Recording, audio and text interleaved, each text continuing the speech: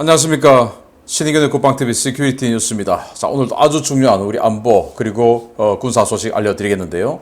여러분들 보도 많이 보셨죠? 러시아가 탄약이 부족하다 보니까 북한에게 수백만 발의 탄약을 지금 구입하려 한다. 제가 몇 달 전부터 그렇게 될 것이다 라고 예상을 계속 해드렸었는데 그게 지금 현실로 나타났죠. 그런데 자, 그러면 북한이 가지고 있는 포탄 중에서 어떤 포탄이 러시아에게 넘어갈 것이며 그 효과는 실효적인 효과는 어느 정도로 있을 것이냐 라는 것들을 제가 간단하게 분석을 해드리겠습니다.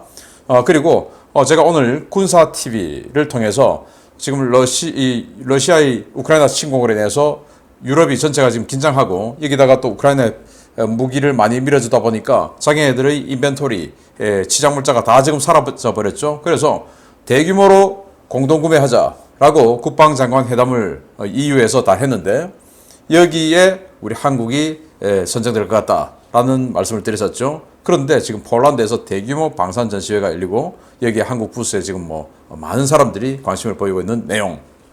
그리고 그리스하고 터키, 튀르키예는 같은 나토 국가지만 역사적으로 굉장히 서로 간에 감정이 좋지 않죠. 마치 우리와 일본처럼 20세기 초반까지 오스만 투르크에게 그리스가 점령당해 있었기 때문에 감정이 안 좋습니다. 그러다 보니까 최근에 그리스가 터키를 굉장히 자극했는데 여기에 에르도안 터키 튀르키예 대통령이 군사력을 투사하기 시작했습니다. 이 터키와 그리스 나토 동맹이지만 서로 간의 감정은 아주 안 좋은 이 동맹이지만 동맹이 아닌 감정은 아닌 이 국가들끼리 전쟁이 발생하는 건 아닌지 지금 터키가 아주 강하게 나오고 있는데 어떤 내용인지 보겠습니다. 자, 신인근 국방TV 구독, 알림, 좋아요 눌러주십시오.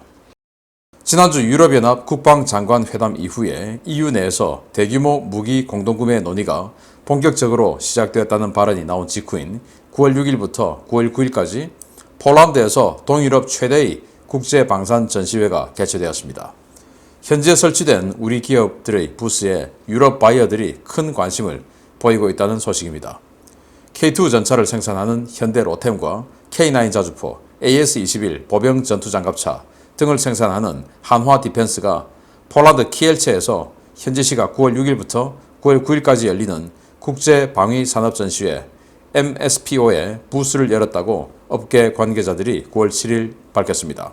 1993년부터 매년 폴란드 국방부와 국영 방산기업인 PGZ 그룹이 주관하는 이 행사는 동유럽 최대 규모의 국제 방산 전시회인 만큼 유럽 각국과 중동 바이어들이 대거 몰려들어 인산인해를 이루는데요. 이번 행사에서 각국 정부와 군, 방산 관계자들의 관심은 최근 폴란드에서 대규모 수출 계약을 따낸 한국 방산업체들에게 쏠리고 있습니다. 이번 우크라이나 전쟁 기간 중에 우크라이나에 대한 무기와 탄약 공급으로 군사 대비 태세가 크게 약화되었다는 지적이 쏟아지고 있는 유럽연합 각국은 지난주 체코에서 국방장관 회담을 열고 무기와 장비, 탄약을 신속하게 대량으로 조달하기 위한 방법을 논의했는데요. 이 때문에 국내 방산업체들은 이번 방산 전시회의 대외 홍보와 영업활동 역량을 집중하고 있습니다. 유럽 각국이 가장 큰 관심을 보이고 있는 분야는 기동장비 카테고리에서는 노후화된 레오파르트 계열 전차를 대체할 K2 전차와 M113 계열 장갑차를 대체할 수 있는 AS-21 보병 전투 장갑차가 또 화력 분야에서는 노후화된 M114 계열과 M109 자주포 계열을 대체할 수 있는 K9 자주포 패키지로 알려져 있습니다. 특히 현대 로템은 이번 폴란드와의 방산 협력에 대한 내용을 집중적으로 홍보하며 K2 전차는 물론 현재 개발 중인 차세대 전차와 장갑차를 별도로 소개하는 전차 주력 사업관과 미래 핵심 기술관 부스를 따로 만들어 신형 전차와 장갑차 조달을 모색 중인 유럽 각국 바이어들을 공략하고 있는 것으로 전해졌습니다. 현재 유럽 각국은 전차와 장갑차, 자주포뿐만 아니라 각종 미사일과 탄약류 재고 보충을 추진하고 있어 해당 분야에서 완벽한 라인업을 갖추고 있으면서도 신속한 공급이 가능한 우리나라 방산 기업들의 수혜가 예상되는데요. 부디 이번 전시회를 통해 대한민국이 세계 민주주의의 무기고로 도약할 수 있기를 기대해 보겠습니다. 자, PGZ 그룹 여기 뭐 글자가 좀 보이는데 이 PGZ 그룹은 폴란드 국영 방산 기업이고 이 PGZ 그룹하고 우리 K2 전차 협업을 합니다. 우리 K2 전차가 이제 폴란드에서 라이센스 면허 생산을 하죠. 그거 생산하는 회사고 그 K2 전차의 유럽 판권을 가지게 될 거예요. 그러니까 이 PGZ은 자기네들의 또 국영이니까 폴란드는 자기네들의 이익을 위해서도 우리 K2 전차 이런 것들 많이 홍보해 주겠죠. 자, 그래서 K2PL 뭐 이렇게 해서 기동 무기관도 만들어 놓았고요. 또 뭐 미래관 해서 굉장히 큰 실물 전차를 갖다 놓지 않고서도 굉장히 큰 부스를 할애해서 많은 사람들이 관심을 받고 있는데요. 여기 보시면 K2PL 그리고 K2 이제 K2 전차는 우리 한국군이 지금 쓰고 있는 현용 장비, K2PL은 이 보기륜을 하나 더 늘려서 그 차체를 더 키웁니다. 유럽인들이 우리보다 덩치가 더 크다라는 생각에 그리고 여러 가지 장비를 더 넣습니다. 그래서 더 크게 업그레이드된 게 K2PL이거든요. 그래서 K2와 K2PL 동시에 전시를 하면서 그리고 지금 이 로템하고 같이 하면 앞으로 이런 것도 해 하면서 4세대 전차 지금 우리 한국이 개발 중인 4세대 전차입니다. 여기 드론까지도 운영할 수 있는 그런 4세대 전차를 니들도 공동 개발할 수 있으니까 자 관심을 표명해 라고 해서 4세대 전차 보여줬고요. 여기는 뭐 스텔스에다가 뭐 무인포탑 그리고 또 이 드론 뭐 이런 여러 가지 기능이 탑재되어 있습니다. 자, 그리고 4세대 차륜형 장갑차 차륜형 장갑차인데 거기다가 또 강력한 어떤 그 무장 그리고 드론 또 대전차 미사일 이런 것들 운용할 수 있는 그리고 방어력 강한 이런 4세대 장갑차 만들 거니까 관심 가져. 자, 이렇게 해서 적극적으로 홍보하고 또 한화 디펜스는 K9, AS-21 또 천무 뭐 이런 거 하죠. 그러니까 지금 자기네들이 워낙 우크라이나에 많이 지원하다 보니까 치장물자들이 지금 답이었고 그리고 뭐 그동안은 뭐 전쟁하겠냐 뭐 하고는 치장물자 아주 오래되고 구형인 것도 그냥 그대로 그냥 놔뒀는데 이제 그거 우크라이나에 다 주고 나니까 지금 가지고 있는 전차도 야 레오파르트 2 A4 이게 도대체 언제적 거야? 80년대 거 아니야? 이거하고 러시아 T-80하고 붙었을 때 이게 필승할 수 있냐? 안 되죠. 그러면 이제 러시아는 시체말로 물량이라도 많이 동원할 수 있는데 지금이야 이제 물량 다 떨어졌지만 자기네들은 뭐 기껏 해봐야 뭐 한 개 국가에 50여 대, 40여 대, 뭐 많은 국가 해봐야 100대 이런 전차 가지고 있는데 그거 후다닥 깨져버리면은 그냥 육군력 끝나는 거죠. 그러니까 어차피 소수로 운영해야 될 거 센 걸로 가자라는 이제 생각이 드는 것이죠. 그러면은 독일제 구형 80년대 만든 그 레오파르트 2 A4 이런 거 가지고 되겠냐? 그러면 독일제 레오파르트 2 A7 정도는 돼야 되는데 이게 너무 비싸요. 그리고 또 빨리 만들어주지도 않아요. 뭐 주문하면 4년, 5년 뭐 하세월이에요. 그리고 K2 전차의 2배예요, 가격이. 그러니까 빨리 주고 K2 전차는 뭐 주문하면 뭐 즉시 로켓 택배 딱 해주죠. 로켓 배송 쫙 해서 바로 들어옵니다. 폴란드의 경우에 물론 다른 나라는 다 그렇진 않겠지만 폴란드가 다 가져가 버리니까 지금 그래서 빨리 주죠. 그리고 가격 싸죠. 성능 좋죠. 그리고 협업 잘하죠. 라이센스 생산 해 하고 다 해주죠. 이런 장점이 있기 때문에 지금 이제 유럽 국방장관들이 오늘 제가 군사TV에 다 말씀드렸습니다만은 자세하게 그걸 보실 분들은 신인근의 군사TV 제가 마지막에 링크를 해드릴 테니까 보십시오. 그 오늘 아침에 올린 동영상이 있습니다.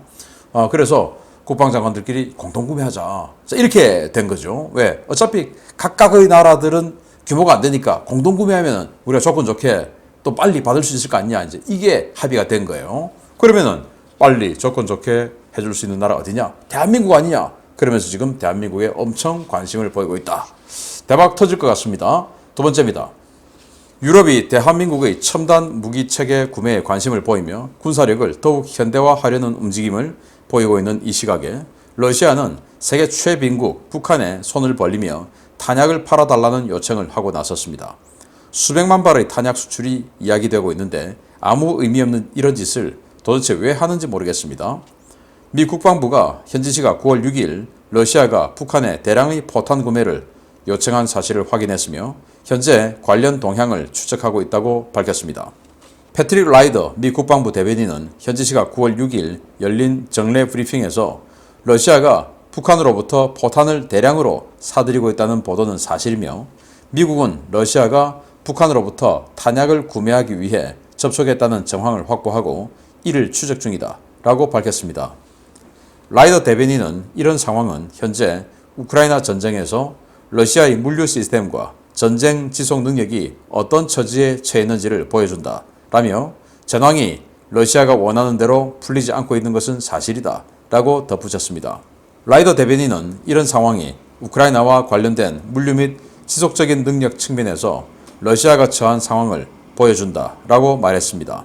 그는 러시아가 북한에 손을 내밀고 있다는 사실은 그들이 전장의 지속성 측면에서 일부 도전의 측면에 있음을 보여주는 신호라며 전황이 러시아가 원하는 대로 풀리지 않고 있다고 말했습니다. 미 국방부는 전체적으로 어떤 탄약이 북한에서 러시아로 넘어갈지는 밝히지 않고 있지만 현재 소진율이 가장 높은 122mm 곡사포와 152mm 곡사포용 고폭탄, 122mm 다련장 로켓 탄약, 특히 122mm 다련장 로켓 탄약 대량 거래 가능성이 가장 높은 것으로 분석되고 있습니다. 현재 러시아가 사용하고 있는 탄약의 90% 이상은 소련 시절 생산된 탄약이거나 당시 생산된 탄약을 최근 10여 년에 걸쳐 수명 연장을 한 노후 탄약들인데요. 러시아는 시베리아 알타이 지역의 군수공업단지의 화약 생산단지 대부분이 소련 붕괴 이후 폐쇄되었고 우랄 화학단지 역시 생산 라인 대부분을 접고 있어 탄약 생산 능력이 소련 수준의 10분의 1도 되지 않는다는 평가가 지배적인 상황입니다. 문제는 이미 야전에서 운용 중이거나 투입 대기 중인 화포 대부분이 노후 포신이어서 정상적인 포탄 사격이 어렵다는 것과 북한에서 탄약이 공급되더라도 이를 전선으로 실어 나를 물류와 교통 체계가 완전히 파괴됐다는 점입니다. 최일선의 화포 상태와 물류 상태를 고려하지 않고 탄약부터 조달하려는 러시아 수뇌부. 아무래도 전쟁의 쥐어짜도 모르는 아마추어들이거나 심각할 정도로 부패한 인사, 그리고 오죽 답답하면 이러겠냐 라는 것입니다. 자, 북한 포탄 엄청나게 많죠. 70년 동안 전쟁을 준비했으니까. 그런데 북한이 제가 거듭 말씀드리는 내용이지만 북한 포탄은 정말 최악입니다. 일단 북한의 전력난이 심각한 건 여러분들 다 아시죠. 그리고 당연히 우리는 산이 이렇게 태백산맥을 중심으로 해서 산맥들이 이렇게 뻗어나오지 않습니까?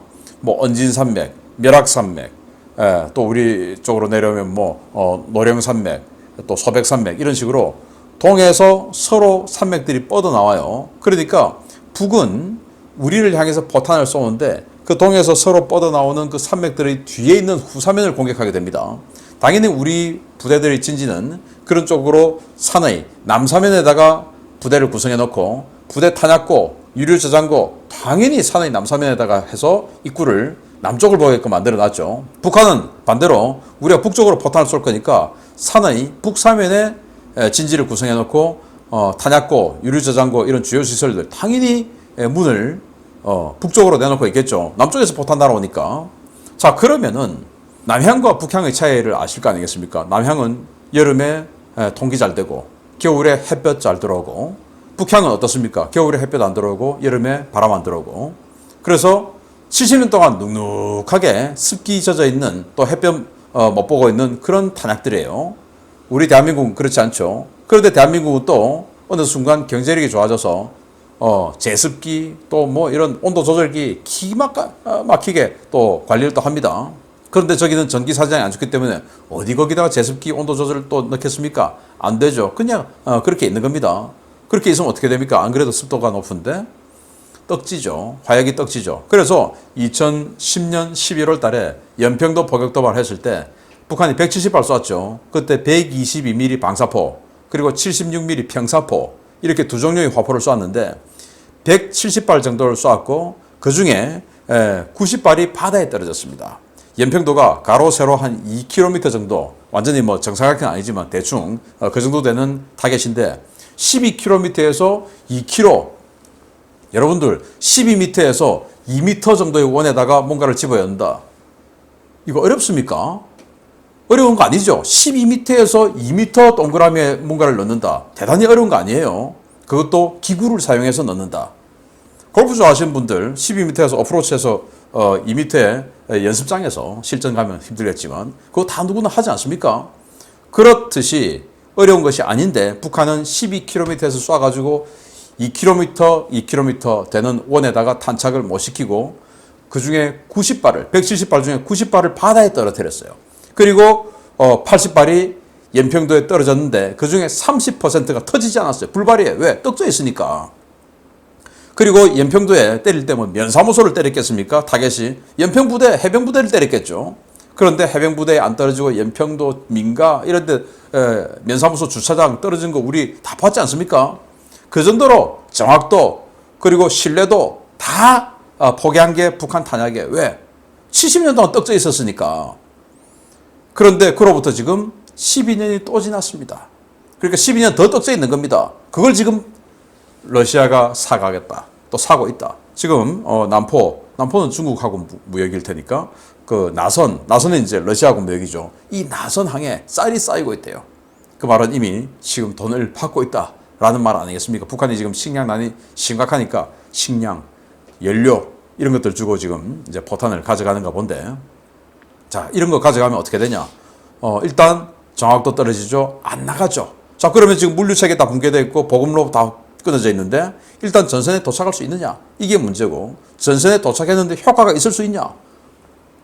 러시아는 이런 식으로 포탄 또 포신 관리를 제대로 안 해가지고, 안 그래도 가공기술, 소재기술 떨어져서 별로 안 좋은 내구도인데 그걸 또 사용연한 다 된 거를 치장했다가 그걸 또 지금 끄집어내와서 사용하니 쏘다 보니까 포신이 터져버린 거예요. 이런 게 지금 곳곳에서 하루에 수십 장씩 사진이 올라오고 있습니다. 거기다가 포탄이 또 떡져 있는 거 집어넣고 하면은 더 위험하죠. 그래서 큰 효과는 없을 것이다. 그런데 오죽 답답하면 이럴 것이냐 라는 생각인데, 북한만 좀 굉장히 큰 이익을 보지 않겠냐라는 생각이 좀 안타깝게 드네요. 러시아는 큰 이익은 못 보겠다라는 말씀을 제가 분석해서 드리는 겁니다. 자, 그리고 세 번째 주요 소식입니다. 최근 그리스 연이은 도발에 튀르키예가 제대로 열받은 것 같습니다. 튀르키예가 그리스에 대한 군사적 조치를 경고한 직후에 튀르키예군이 그리스와의 분쟁 수역으로 대거 이동하고 있는 정황이 식별되었습니다. 튀르키예가 대규모 기갑부대와 포병부대를 서북부 그리스 접경 지역으로 이동 배치하고 있으며, 이 가운데 일부 전력이 상륙함과 수송선에 실려 그리스와 영유권 분쟁이 진행되고 있는 임브로스 섬으로 향하고 있다고 복수의 오신트 소식통들이 현지 시각 9월 6일 긴급 리포트했습니다. 소식통들은 임브로스 섬과 가까운 튀르키예 서북부 나칼리주 세드불 바히르 항구에서 상당한 규모의 전차와 장갑차, 자주포 등이 위장망으로 모습을 감춘 채 트레일러에 실려 수송선에 실리고 있다 라며, 일부 선박은 이미 출항해 임브로스 섬으로 향하고 있는 것으로 보인다 라고 긴급 리포트했습니다. 이런 움직임은 레제프 에르도안 튀르키예 대통령이 현지 시각으로 지난 9월 3일 튀르키예 북부 삼순주에서 펼쳐진 대규모 군사훈련 현장 지도 당시 그리스에 대한 군사적 조치를 경고한 직후 나온 것입니다.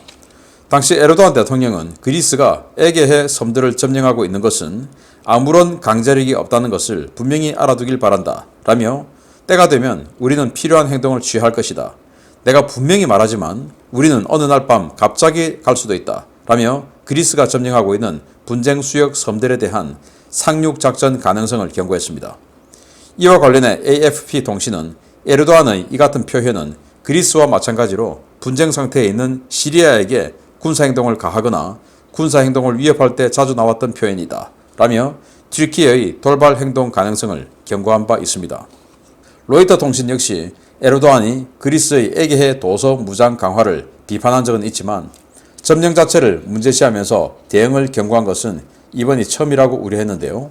실제로 에르도안은 그리스를 향해 여기서 더 행동하지 말라, 그렇지 않으면 무거운 대가를 치르게 될 것이며 그리스인들에게 이 한마디 이즈미르를 잊지 말라는 말을 해주겠다 라고 경고했습니다.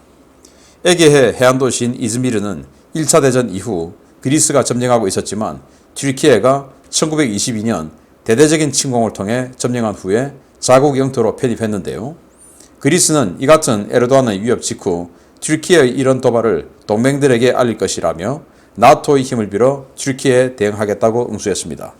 튀르키예와 그리스는 모두 나토 회원국들이지만 최근 그리스의 연이은 튀르키예 전투기 라곤 사건으로 관계가 급격히 악화되고 있는데요. 과연 튀르키예가 같은 나토 동맹국인 그리스를 대상으로 실제 군사 행동에 나설지 에게해 연안의 군사적 긴장감이 크게 높아지고 있습니다.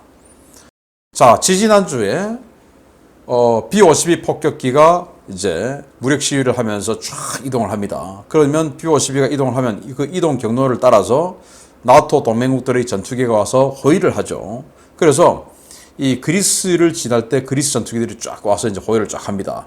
그리고는 이 튀르키예, 터키 전투기들이 슬로바키아 쪽에 들어가서 거기에서 지금 방공 지원을 해주고 있었어요. 슬로바키아나 뭐 이 슬로베니아나 저기 발트 삼국 이런 데는 군사력이 워낙 약하기 때문에 조금 군사력이 여유가 있는 나라들이 와서 교대로 이렇게 해줍니다. 서비스를.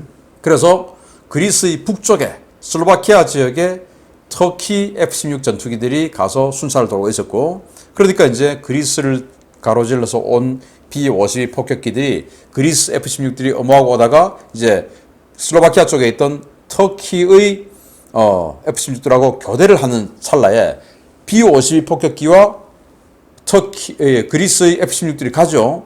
그러면 여기는 이제 터키 F-16이 마중 나와서 교대를 하는 찰나에 여기 들어오던 그리스 F-16들이 마중 나오던 터키 F-16에게 사격 통제 레이더를 조사해버린 거예요. 이게 이제 라곤이라는 건데 여기서 버튼만 딱 누르면 미사일 날아가죠. 그러니까 갑자기 RWR 레이더 경보장치가 빠박 울리니까 이 터키 F-16들이 놀래가지고 이제 회피 기동을 하고 확 이탈을 한 겁니다. 이거 엄청난 그 도발 행위죠. 동맹인데 나의 임무와 교대해주러 오는 동맹 전투기에게 라곤을 걸어버린 겁니다. 이건 뭐 라곤 그러면 어때? 아닙니다. 라곤을 걸고 버튼 누르면 그냥 가는 거니까. 여차하면 실수라도 그냥 하면 가는 거니까. 그래서 절대 하면 안 돼요. 그런데 한 겁니다. 그리고 그 다음 주에 또 이제 이 그리스 F-16이 공해상을 정찰하고 있는데 또 크레타 섬에 있던 그리스의 S-300 지대공 미사일이 그걸 또 라곤해버린 거예요. 그거 하면 안 되죠. 공해상인데. 근데 라곤하니까 또 이제 이탈하고 이제 이렇게 해서 2주 연속으로 완전히 심대한 도발을 당한 겁니다. 그러니까 에르도안 대통령이 우리 참지 않는다. 이제 이렇게 된 거죠. 특히 이제 에르도안 대통령은 내년 6월에 대통령 선거가 있기 때문에 뭐 지금 한 20년 해왔으니까 뭐 또 되겠죠. 그렇지만 그래도 강한 모습 보여줘야 되죠. 이렇게 도발을 당했는데 약한 모습 보여주면 안 되죠. 또 특히나 감정이 안 좋은 뭐 동맹이야. 러시아 때문에 같이 동맹하지만 사이는 엄청 안 좋은 이 상대에게 라곤을 당했다. 여기에서 내가 가만히 있으면 뭐야 에르도안 잘 못하잖아.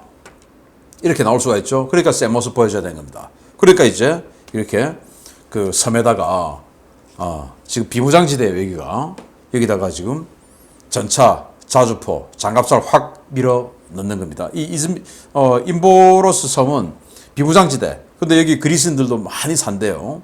거기다가 이제 밀어넣었다. 1992년에 그리스는 우리는 더 이상 비무장지대를 허용하지 않는다, 용납하지 않는다, 없다 이제 라고 했지만 그래도 나토의 만류로 지금까지 군사작전은 하지 않았는데 이제 드디어 군사작전에 들어간 거예요.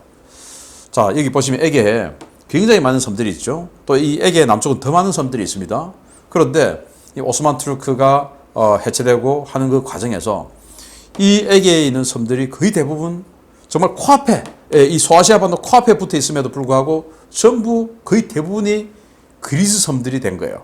여기에 이제 터키는 지금 또 열받아 있죠. 특히 이제 이 이즈미르 여기는 소아시아 반도임에도 불구하고 그리스 영역이 됐는데 1922년 케말 파샤가 그냥 확 밀어서 뺏어버렸어요. 그래서 지금 이제 터키 영역이 됐는데 이 이즈미르를 잊지 마라. 우리 또 한다 군사작전이라고 이번에 이야기를 했는데 정말 나토끼리 전쟁이 벌어질 것인지 계속 지켜봐야 되겠습니다. 자, 그렇게 보면 지난 정권 때 우리 한국의 광개토 대항함이 일본 해상 초계에다가 라곤 걸었죠. 그래서 일본이 우리에게 보복했죠. 그래서 우리는 일본 나쁘다고 하죠. 그걸 나쁘다고 한 거에 대해서 제가 비난하는 건 아닙니다. 우리 국민들은 잘 모르니까 그렇게 반응할 수 있어. 어디 우리에게 무역 보복을 해? 라고 해서 할 수 있습니다. 그러나 그걸 잘 모르는 국민들을 이용해서 반일 감정을 끌어낸 거 일부러 라곤 조사하고 지금 이렇게 지금 전쟁하려고 하는데 동맹끼리 그걸 했던 게 지난 대한민국 정부였습니다. 그 말씀만 드리겠습니다. 마치겠습니다. 감사합니다.